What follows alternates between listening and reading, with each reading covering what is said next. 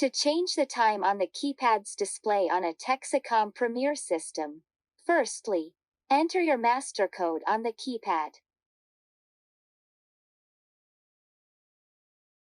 Next, press the menu button.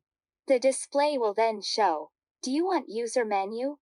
Press the yes or tick button on the keypad. The display will then say, "Do you want to view event log?"